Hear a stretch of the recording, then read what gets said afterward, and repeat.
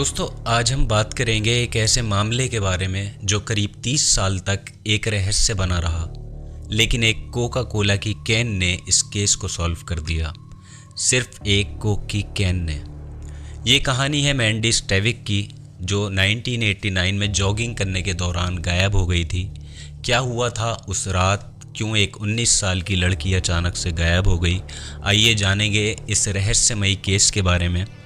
ये कहानी है 1989 की, जब वॉशिंगटन के एक छोटे से गांव एक्मी में एक लड़की मैंडी स्टेविक का गायब होना पूरे शहर को हिलाकर रख देता है।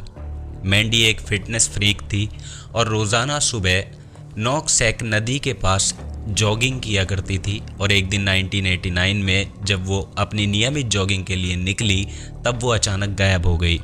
सुनकर आपको हैरानी होगी, ये एक ऐसी जगह थी जहां लोग अपने घर का दरवाज़ा लॉक तक करके नहीं सोते थे। यहाँ इतनी ज़्यादा सेफ्टी थी, मगर मैंडी के गायब होने पर पूरे इलाके में एक सन्नाटा सा छा गया था।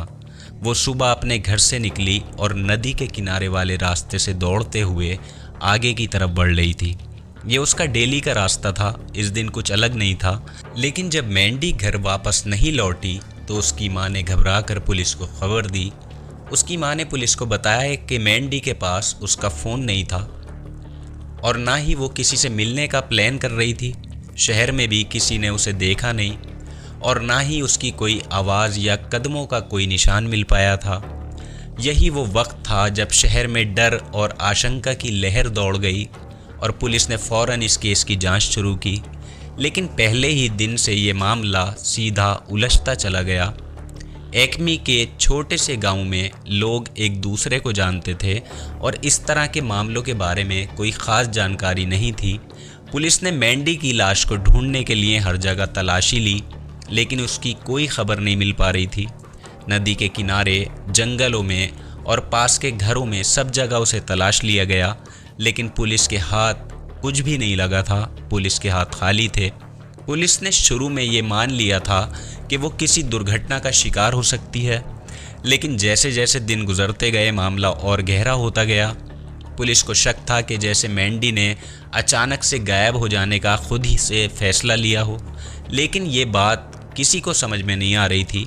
वो एक ऐसी लड़की थी जो बहुत केयरिंग और अपनी फैमिली की चहीती थी, और अचानक से बिना किसी जानकारी के गायब हो जाना ये किसी के लिए भी समझ से बाहर था।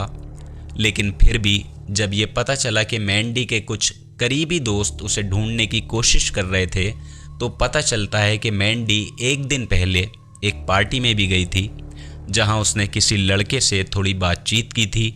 ये छोटी सी जानकारी जो उस वक्त पता चली, अब ये जानकारी एक अहम सुराग बन गई। क्या वो लड़का किसी तरह से मैंडी के गायब होने के पीछे हो सकता था? जो भी था, मगर पुलिस के पास उस वक्त कोई ठोस जानकारी नहीं थी और इस मामले को एक रहस्यमयी बना दिया गया। पुलिस ने मैंडी के गायब होने के कुछ दिनों बाद उसके परिवार से और उसके दोस्तों से जानकारी लेनी शुरू की। मैंडी के माता पिता और दोस्त हर जगह उसकी तलाश कर रहे थे, लेकिन कोई फ़ायदा नहीं मिला।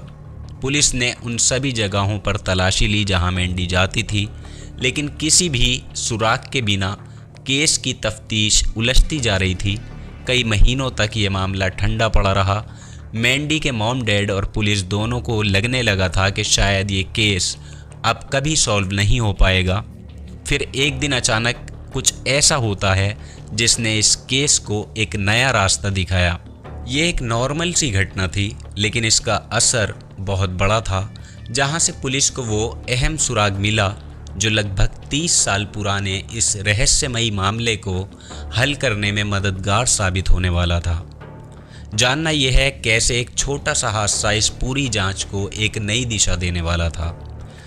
2018 में कुछ ऐसा होता है जो इस पुराने केस को नया मोड़ देने वाला था।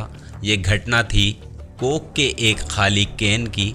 हाँ, आपने बिल्कुल सही सुना, ये कोई बड़ा सुराग नहीं था, बल्कि एक साधारण सा कोक का कैन जो किसी ने सड़क पर फेंका था। ये एक बेकरी कर्मचारी का था जो अपनी दिनचर्या के अनुसार काम से लौटते वक्त उस कैन को फेंकने के बाद वापस अपने घर चला गया।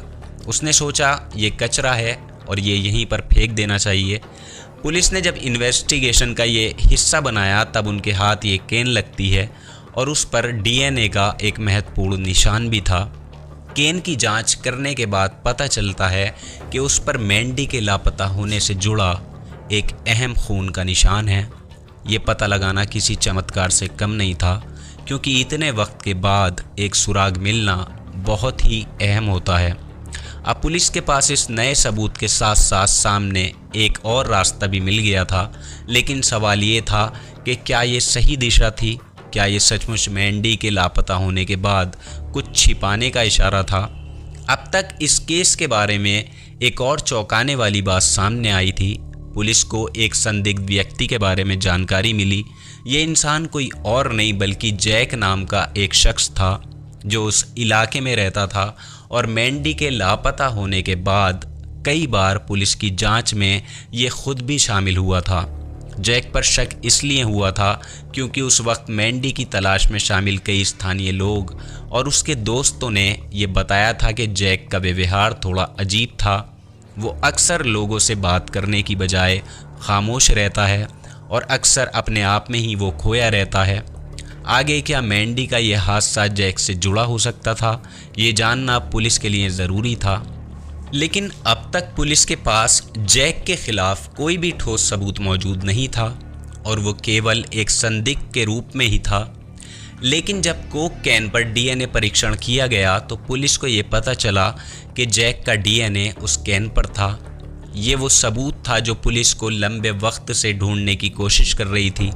क्या जैक इस हत्या में शामिल था? क्या मैंडी की हत्या का जिम्मेदार वही था? ये तो डीएनए रिपोर्ट के आते ही पता चलने वाला था। और फाइनली डीएनए रिपोर्ट के बाद ये क्लियर हो गया कि ये कोई अब संयोग नहीं था। जैक का नाम इस केस में अहम बन चुका था और पुलिस ने उसे गिरफ्तार करने का फैसला किया। गिरफ्तार होने के बाद जैक ने अपना अपराध कबूल कर लिया। उसने बताया कि वो मैंडी को पिछले कुछ दिनों से देख रहा था और जब वो एक दिन नदी के पास जॉगिंग कर रही थी तो उसने उस पर हमला कर दिया। लेकिन आगे जो कहानी खुलने वाली थी वो सबको परेशान करने वाली थी, जिसने उस वक्त के शांति भरे और सजे धजे छोटे से गांव को हिलाकर रख दिया था। इस मामले का खुलासा होते ही ये साबित हो गया कि वो लड़की जो कभी अपनी जॉगिंग के दौरान गायब हुई थी, अब 30 साल के बाद उसकी हत्या की सच्चाई सामने आई थी। जैसे ही जैक की गिरफ्तारी होती है, उसे स्थानीय कोर्ट में पेश किया जाता है। पुलिस के पास अब ठोस सबूत भी थे। कोक कैन पर पाया गया डीएनए और जैक की गिरफ्तारी के बाद उसकी तफ्तीश में मिली बातें। मैंडी की हत्या का मामला अब अदालत में था और इस मामले में एक और चौंकाने वाला मोड़ आने वाला था। जैक मैंडी के आने पर अक्सर सोचता था, मैं मैंडी के साथ नदी में कूद जाऊं, मैं मैंडी को टच करूं, और उस दिन ऐसा ही हुआ था। मैंडी अपने कुत्ते के साथ उस रास्ते से गुजर रही थी और अचानक जैक आकर उसका रास्ता रोकता है और उसके साथ वो सब कुछ करता है जो नहीं करना चाहिए था। मैंडी चिल्लाती रही मगर वो माना नहीं और आखिरकार उसने मैंडी के साथ वो सब कुछ कर लिया और उसे नदी में फेंक दिया। मगर मैंडी के पास उस वक्त एक कोका कोला का कैन था जो वहीं पर गिर जाता है। जैक ने कोर्ट में अपने गुनाह को कबूल किया।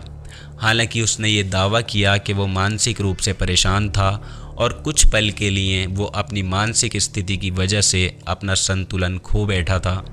लेकिन पुलिस के लिए ये कोई नया खुलासा नहीं था।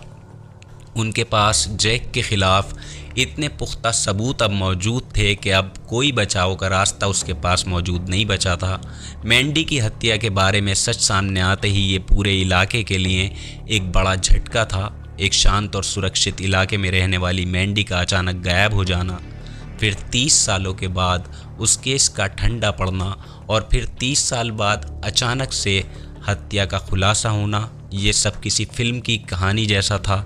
लेकिन ये सच था और अब मैंडी की माँ, जो इतने सालों से अपनी बेटी के खोने का दर्द झेल रही थी, उन्हें उनकी बेटी तो नहीं मिली लेकिन उसके हत्यारे को सज़ा ज़रूर मिल गई। जैक को हत्या के आरोप में दोषी ठहराया जाता है और उसे उम्र कैद की सज़ा सुनाई गई। कोर्ट ने उसे बिना पैरोल के सज़ा देने का फैसला लिया, जिससे ये साफ हो गया कि वो कभी भी समाज के बीच अब नहीं लौटेगा। ये सज़ा मैंडी के परिवार के लिए एक तरफ से राहत की सांस थी, क्योंकि उन्हें महसूस हुआ था कि उनकी बेटी की मौत का बदला असल में अब लिया जाएगा।